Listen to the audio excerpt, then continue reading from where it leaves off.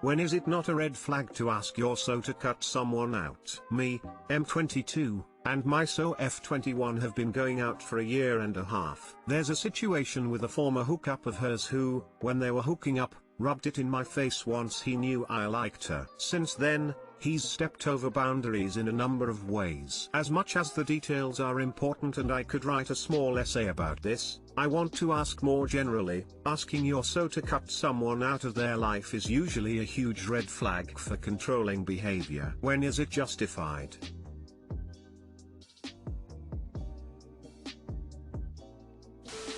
I mean, it completely depends on the circumstances. What has he done?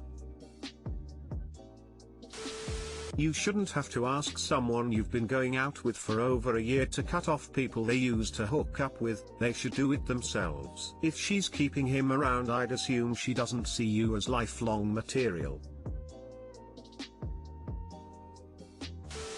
This would be a justified instance in my opinion. A former hookup has no room in your relationship besides maybe a casual relationship you'd have with an acquaintance. My answer might change if they were childhood best friends or something.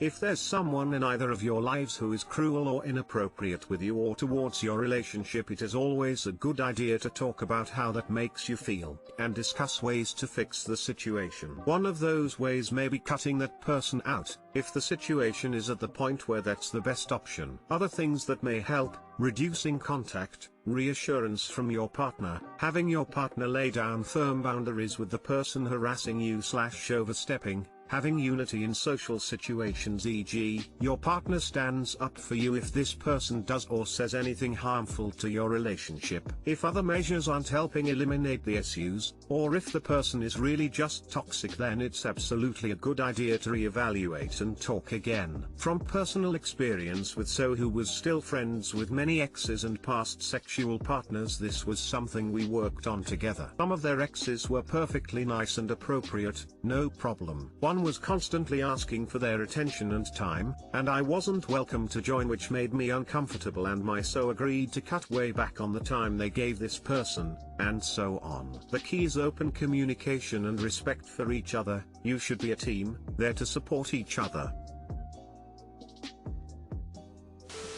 Is your GF fully aware of the situation between you and this guy? If your GF is still on good terms with someone who's went out of their way to mistreat you, then honestly I wouldn't put a lot of stock in that relationship, man. Is she really okay being around someone who's basically bragged about having sex with her like she's a trophy? I wouldn't ask her to cut him out. You shouldn't need to, unless you've kept this whole thing to yourself. I've had similar situations where I've been friendly with someone only to find out they were still being mean/rude to my GF at the time and had done historically. Honestly, it made me sick to think I'd been nice to those people while that was going on. If I would have known at the time, cutting them would have been the least I did. Now onto actual advice. I'm guessing this is a college relationship from your comments and age. You're letting this guy get the best of you here. He's clearly a dick, but asking your GF to stop talking to him isn't gonna help you. Do you think she's going to cheat on you with this guy? Do you think he's better than you or something? She's slept with him. If she wanted to still be sleeping with him, I'm gonna guess she wouldn't have gotten a boyfriend. If you want this relationship to work, although as I've said about, you need to think about that, you need to stop acting like it can be taken away from you. Have some confidence in who you are and what you have to offer. And if he's still acting like a dick to your face, just call the motherfucker out on it. It's clearly not like civility is an issue here. Cuddled, a friend now don't know what to think. So I 15 meters was staying at a friend's house, also 15 meters. I'm going to try to keep this as short as possible. Basically, we usually share his pretty big bed when I'm at his, and we're talking before we're going to sleep. And he starts going into all this deep shit about how's been feeling and all, and I'm trying to help him. And he's crying a little, so I put I singular arm round his shoulder to start, and then eventually it becomes slightly more than that, and I've got my arms like fully round him, and we fell asleep like that. And now it's just really fucking with my head, because that felt gay as fuck. Like really fucking gay. Would you say that's gay? Because I think you probably would. Like, I don't want to fuck guys or anything, but still that was hella gay. I'm not going to ask, does that make me gay? because I'm definitely attracted to women. But from reading they could I be like bi or something, because deep down I do that again. Also, should I talk to him about it? Like, suppose in one sense what's there really to talk about, but maybe I should ask him if he thinks that was gay as hell, because we didn't really speak about it like at all. Or am I just overthinking this all and making it a bigger deal than really needed? Because I don't hear of many friends being like that, but suppose does it really matter or mean anything? Dude, society has made you feel that way. Having emotions isn't gay. You supported a friend in need. Sounds like you have a great friend and someone you can confide in. I'm a grown man who tells my friend and family I love them all the time. More people need to show emotions. You're good, dude. Laughed so much at this. What you did was look out for your bro. Women do this all the time and we aren't all lesbians. If you are gay, straight, bi or ace, it doesn't make a difference. Your bro cuddle when he needs it and decide your sexuality on what feels right for you.